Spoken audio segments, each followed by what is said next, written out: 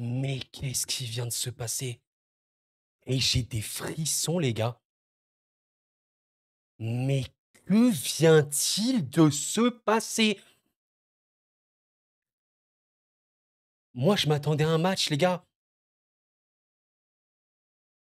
Je sais même pas quoi dire. OL, OM. Un des matchs évidemment à attendre de la saison de Ligue 1. L'Olympique de Marseille l'a emporté à la 95e minute. Après avoir été réduit à 10 à la 5e minute. Après avoir été mené au score. Et après avoir été égalisé à la 93e minute. Les termes doivent être lâchés. On vient d'assister à un des plus grands OLOM des 10 dernières années, je pense. Au niveau du scénario, à minima, je suis pas lyonnais. Mais par contre, là, si je suis lyonnais, si j'étais lyonnais, les gars, j'arrive même pas à faire le débrief. Je suis désolé pour... voilà, je sais même pas si je vais être pertinent, parce que je voulais dire plein de choses, mais le scénario n'a absolument aucun sens. Comment l'OL...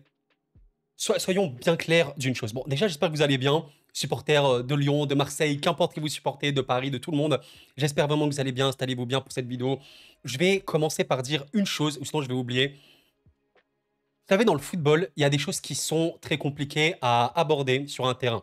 Notamment, si on parle de tactique, les blocs bas, c'est, je pense, la chose la plus dure à battre dans un match de football, c'est un bloc bas.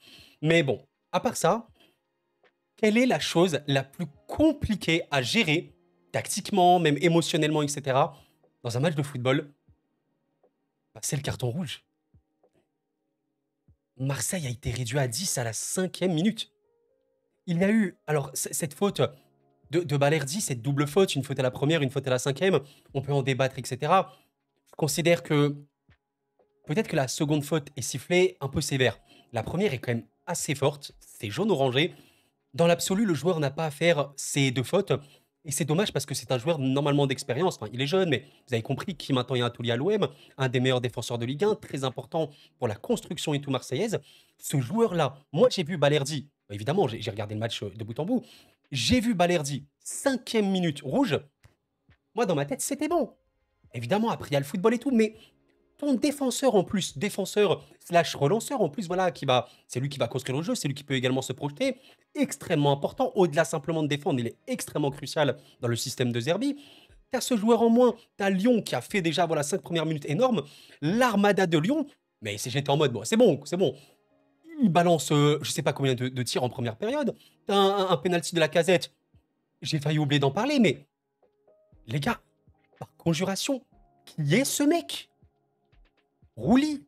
Mais qui es-tu, Géronimo? Géronimo. Qui es-tu, Géronimo Rouli? Est-ce qu'on se rend compte? Parce que là, l'OM... Non mais, l'OM a gagné ce match.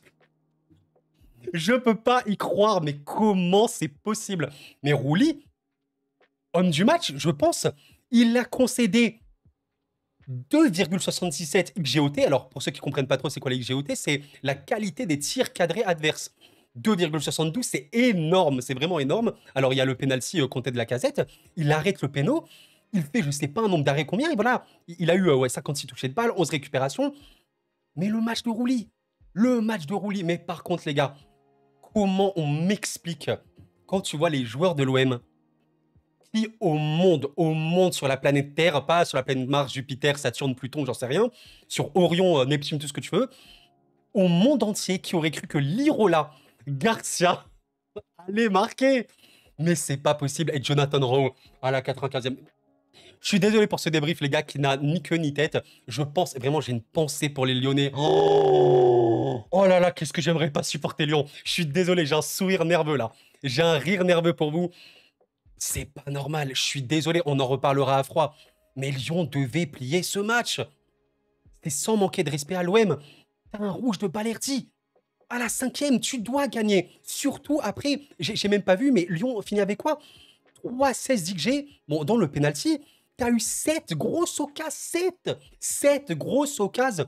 T'en as raté 6. Non, mais c'est une folie. Non, non, non, non. Je suis désolé, mais à un moment...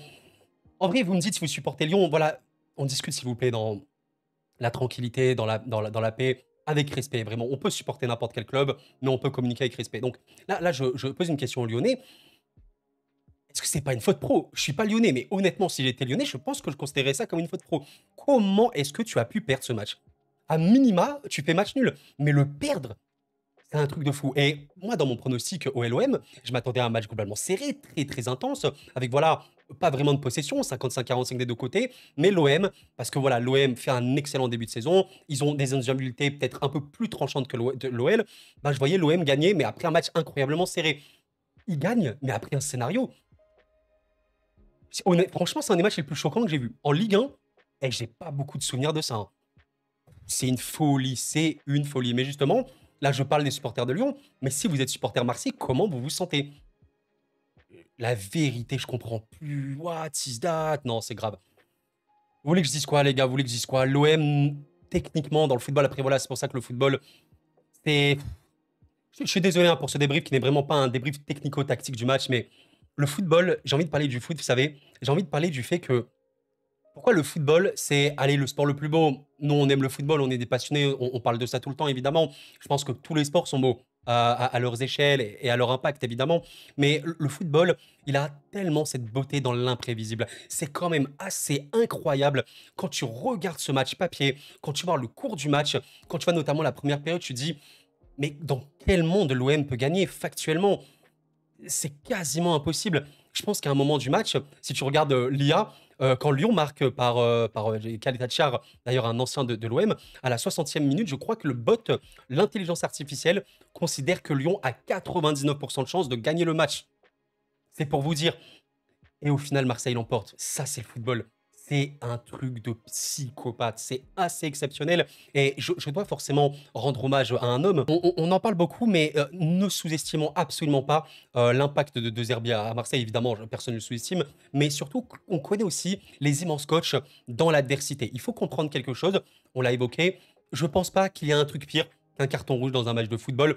Surtout quand c'est un poste aussi important que celui de Balerdi. Et au-delà du poste, quand c'est un rôle aussi important. Balerdi, dans le rôle que lui a confié De Zerbi, c'est un mec majeur. Bon, le mec a un rouge. Donc, la capacité aussi d'un immense coach, c'est quoi? C'est quoi qui différencie les grands coachs des coachs élite, élite, élite? Et je pense que De Zerbi a déjà suffisamment montré qu'il fait partie de l'élite des coachs européens. On verra bien comment suivra sa carrière, mais bon.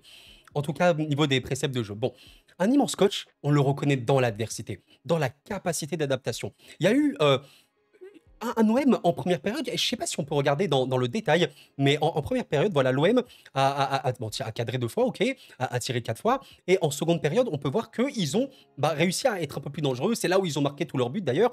Et qu'est-ce qui s'est réellement passé entre la première et la seconde période? En soi, rien de bien choquant, rien de bien révolutionnaire et tout. En fait, à ce moment-là, à partir de la mi-temps, bon, il y a eu un changement plus ou moins anodin à première vue, Eli Wahi qui sort et Paul Lirola qui fait rentrer. Mais le coaching, je vous rappelle que c'est pas simplement ça. Le coaching, c'est pas j'inverse de joueurs et voilà, c'est bon, j'ai fait du coaching. Non, sinon tout le monde pourrait le faire. Et voilà. Mais ce qui a été intéressant, et en soi, Lyon est entre guillemets tombé dans le piège marseillais.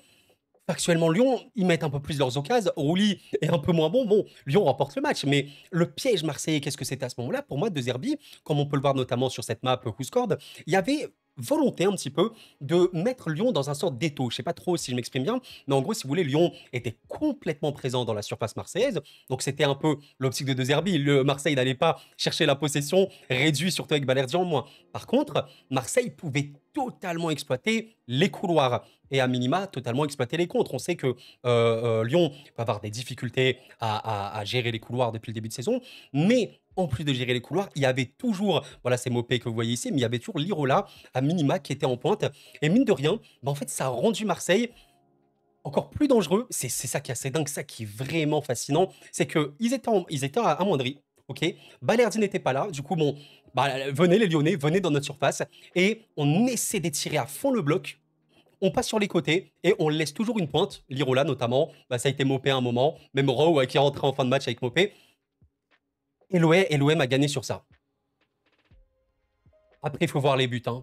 purée, il faut voir les buts parce que c'est pas des buts simples pour Marseille. Je pense que si on regarde dans le détail, regardez. Alors, ça, c'est le but de Garcia. Luis Garcia qui a regardé la qualité, vous le voyez ici, 0,05 XG. Soyons bien clairs, c'est extrêmement faible. C'est-à-dire que ce tir, dans la plupart des cas, il y a que 5% de chance de le marquer. C'est ce que ça signifie. Et il le met. Un truc de malade, la finition. La qualité de frappe est notée à 0,29, ce qui est bon, assez moyen moins. Le but de Lirola, il est à 0,15. Encore une fois, but assez compliqué. Et la qualité, pour le coup, elle est très bonne à 0,61. Et celle d'Euro. Mais Jonathan, mais c'est pas possible. Mais Jonathan, yo boy, mais qu'est-ce que tu as fait? Il avait 2% de chance de marquer. Selon les stats avancées, il avait 2% de chance de marquer. Comment, enfin, franchement, les gars, on fait des vidéos sur le football, mais comment vous voulez qu'on analyse ça? Je comprends pas, sincèrement, je comprends pas. C'est un truc de fou. Donc, félicitations à De Zerbi. J'ai une grande pensée forcément pour Monsieur Sage, un coach que j'aime beaucoup et un homme qui, voilà, en interview, même par rapport au livre et tout qu'il a pu faire, en tout cas coécrit ou je sais pas quoi, montrer beaucoup de réflexion à travers le football. Je sens que c'est un amoureux du football. Ah, j'ai pas peur de dire que ce soir, c'est la pire défaite de Pierre Sage à l'OL. Est-ce que ça va lui être décisif? Bon, c'est vrai que si on fait un point classement, bon, voilà, l'OL actuellement, on regarde la Ligue 1 tranquillement, c'est parmi les derniers. 4 points, 5 journées, c'est clairement pas le début de saison rêvé. On en reparlera. Franchement, cette vidéo n'est pas bonne pour parler de Lyon parce que je suis trop sous le coup de l'émotion. On verra bien, mais c'est la pire défaite de Pierre Sage. En fait, perdre de cette manière, c'est chaud. Mais tu perds contre Marseille. Tu n'as pas le droit de perdre contre Marseille. Tu n'as pas le droit.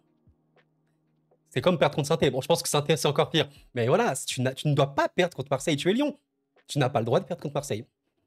Marseille, pour le classement, se retrouve premier de Ligue 1, égalité avec le Monaco et le PSG. Alors, par contre, je ne sais pas trop pourquoi c'est comme ça. Normalement, le PSG devrait être premier au niveau de la différence de but. Ensuite, l'OM, deuxième, et Monaco, troisième. 13-13-13, ça a fait le trou. Mais je vais vous dire quelque chose. On parle souvent sur cette chaîne. Bon, en vrai, on en parlera un jour sérieusement pour de vrai, parce que je le fais sous le coup du running gag.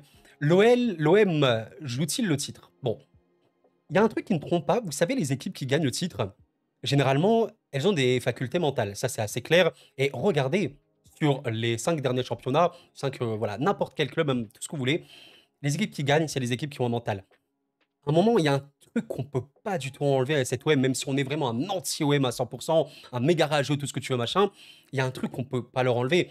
La mentalité, elle est énorme. Franchement, quand tu vois des mecs comme Højbjerg, qui est un taulier absolu de l'équipe déjà, il repoussait avant le premier but lyonnais les offensives lyonnaises. Tu le voyais comme ça booster, il criait devant les ultras lyonnais, il boostait son équipe. Même après le premier but de Lyon, tu voyais l'équipe qui était en mode allez, on y va. De Zerbi qui n'abandonne pas. Mais les mecs, enfin sincèrement, ça c'est pas une équipe que t'es en mode voilà, elle joue rien. Non, alors l'objectif principal de l'OM cette saison, pour moi, ça reste le top 3 pour se qualifier directement en Ligue des Champions, clairement. Maintenant, tu regardes comment ça se passe. On voit les choses comme elles sont factuellement. L'OM, je dis pas qu'ils vont jouer le titre à 100% et qu'ils vont gagner le titre. Par contre, je dis que quand on sent l'énergie autour de ce club-là, même quand tu vois des renouveaux comme Luis Enrique, Emin Harit depuis qu'il est là, enfin depuis que voilà, il a installé avec De Zerbi, comment il est impactant. D'ailleurs, Harit en moins, ça a forcément complètement changé les plans de Zerbi. Mais quand tu vois tout le monde, l'implication, c'est chaud. Franchement, c'est chaud. Et même le banc, ça ressemble à une équipe qui veut largement gagner. L'OM joue un match par saison. Attention. Bon, mes chers amis, on arrive bientôt à la fin de cette vidéo. Je sais même pas quoi vous dire, honnêtement. Je suis trop perturbé par ce qui vient de se passer. Et voilà, vraiment, se rappeler à quel point un rouge peut changer un match. Regardez un peu le momento du match. On a vu que voilà, c'était une domination lyonnaise quasiment tout le temps. Pour vous dire à quel point un rouge change un match, Balerdi, donc il se prend rouge, c'est pas du tout. Pour moi, imaginez, Elouaï s'était pris un rouge, ça aurait été gênant, forcément, parce que ça te revoit ton plan. Mais Balerdi, comme on l'a compris, ça change tout. Et en plus de ça, Balerdi, qui est changé, regardez ce qui s'est passé. Il a fait sortir Emin Harit, qui est largement la plaque tournante offensive la plus importante de l'OM. Valentin Rongier, qui en plus n'a pas fait une entrée folle, hein, très honnêtement. Bon, ça te change ton plan parce que Rongier a clairement une vocation plus défensive, donc tu auras beaucoup moins de créativité. Et la mi-temps était décisive. J'arrive pas à croire quand même qu'il a osé assumer ce plan jusqu'au bout. Et bon, bah, ça lui a donné raison. Mais voilà, c'est le football.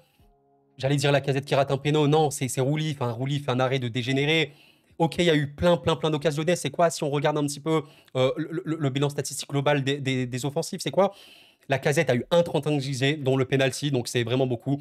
Tolisso en a eu 0,66, il n'a pas marqué. Mikotadze est rentré 0,42, il n'a pas marqué. On voit quand même que la qualité de leur tir n'est pas bonne parce que, ok, le XG, ça indique à quel point ton but, voilà, ton tir peut avoir un but, le but attendu, mais le XGOT, c'est la qualité. Quand on voit Tolisso à 0,66, mais une qualité de 0,04, ça signifie que c'est pas des belles frappes, même si il était en position de bien marquer. Bon, Rongier, ouais, Rongier, il a eu quand même son moment. Orban, ouais, bon, c'est assez dingue. Bah, c'est le football, quoi. Oh, le football, les gars. Et vraiment, moi, quand je vois ça, ça m'émeut. Je vous jure, ça m'émeut. Et vous le savez, je sais qu'il y en a qui me suivent depuis longtemps maintenant. Enfin, longtemps. Ça fait qu'un an que je suis sur YouTube, mais moi, je regarde le foot pour ça. Pour aussi ces scénarios-là. Et comment vous dire, factuellement, aujourd'hui, ce match-là, tu le rejoues. Bien sûr que l'OL peut le gagner, allez, avec ce scénario-là, le rouge de Balerdi. 4-1, j'en sais rien, 4-0, et voilà, c'est plié. Mais je pense qu'il faut avoir le recul nécessaire et se dire, regardez en face, quoi. Il y a une équipe qui n'a pas abandonné, qui a cru et qui a réussi à gagner. Parfois, le football, bah, c'est aussi beaucoup de tripes, beaucoup de volonté. Et je suis pas là du tout là pour dire que les Lyonnais n'ont pas de tripes. Sincèrement, je vois pas du tout une équipe comme ça. Malgré la défaite, il y a beaucoup d'énergie à Lyon et je pense que c'est des joueurs qui veulent beaucoup donner. Je pense que le gros problème de Lyon actuellement, c'est surtout un problème tactique. Une équipe qui se livre trop et qui est beaucoup trop facilement tranchée. On a bien vu à quel point l'OM avait profité de ces moments-là en seconde et ça n'a pas pardonné. Bon, c'est le foot, quoi. J'aime tellement le foot pour ce genre de moment, les gars. Qu'est-ce que j'aime le foot pour ça. Ça va être dingue et c'est fou parce que en vrai, Lyon est un peu en crise, hein. C'est dingue. J'ai vraiment pas envie de condamner. J'ai pas envie de condamner Pierre Sage, mais est-ce que c'est vraiment l'homme de la situation? Moi, je trouve qu'il a ramené beaucoup de stabilité, beaucoup de sérénité. Dans l'absolu, je trouve que c'est cool de jouer un jeu offensif. Maintenant, peut-être qu'il faudrait jouer différemment. J'en sais rien. J'en sais rien parce que oui, Lyon subit beaucoup trop. Et voilà, on a vu. En vrai, Lyon, vous voyez, sur ce match-là, si c'était une équipe solide, ils n'auraient pas perdu. Franchement, sans manquer de respect à Marseille ni rien. Mais Lyon, en marquant le 1-0, avec un gros bon bloc, voilà, différent de ce qu'ils jouent d'habitude, Marseille aurait eu beaucoup trop de mal. Trop de mal à réussir. Mais Lyon a décidé de garder le ballon, a décidé d'être très haut sur le terrain, s'expose forcément au contre avec le bloc étendu de l'OM. Et voilà le résultat. Bon, c'est le football. C'est le football, les gars. Mais en tout cas, pour conclure, je vais quand même dire quelque chose vis-à-vis de l'OL. Si vous êtes lyonnais, pour moi, il ne faut pas tout jeter. Il ne faut surtout pas tout remettre en question. Il faut considérer aussi qu'à un moment, c'est les joueurs qui jouent. Comment vous expliquez que les Marseillais, avec aussi peu d'occasions, c'est une vérité, ils ont marqué 3 buts. Et comment vous expliquez que l'OL, avec autant d'occasions, ils n'ont pas marqué autant? À un moment, Pierre Sage, c'est un coach. Il a son projet de jeu, il a sa tactique. Et factuellement, moi, de ce que j'ai vu de Lyon sur ce match, je suis satisfait. Je suis en mode, Lyon a bien joué. Lyon a étouffé l'OL. Lyon a laissé très peu d'opportunités, en vérité, de l'OM à exister. Voilà, surtout depuis le carton rouge. Le match, il est entre guillemets plié. Tu as juste à attaquer et tu vas marquer. Donc, à un moment, le problème, on peut dire oui, le coach. Je serais d'accord si sur ce match Lyon avec le rouge, il n'avait rien montré. Si Lyon, avec le rouge de Balerdi, c'était dégueulasse, il n'y avait absolument aucune occasion. Même au-delà des occasions, il n'y avait pas d'intensité, pas beaucoup de duels gagnés et tout. Là, je serais en mode, bon, là, il y a un gros problème, je sais pas trop comment ça travaille. Mais non, on a vu un Lyon qui était en train de rouler. Donc, à un moment, si faute pro il y a, c'est un peu faute pro des joueurs sur ce coup-là. J'ai pas envie de l'accabler, hein. Parce que vous savez, en plus, si vous êtes le nez, à quel point c'est une légende. Ça a été dur pour Alexandre. Ça a été dur. Ça a été dur. Le penalty, il est tiré comme il est tiré. Rouli fait un arrêt absolument exceptionnel. Mais il doit marquer. Il doit marquer. Peut-être il est un peu trop facile sur certains aspects. Orban, bah, il aurait dû marquer aussi, je pense. Ils auraient dû marquer. Khalid a marqué. Mais c'était pas suffisant. C'est dingue, quoi. C'est dingue de dire que c'est Cherki qui rentre et qui marque à la fin. C'est pas possible avec Fofana qui rentre, Cacré notamment, Mikotadze, Noama, mais purée.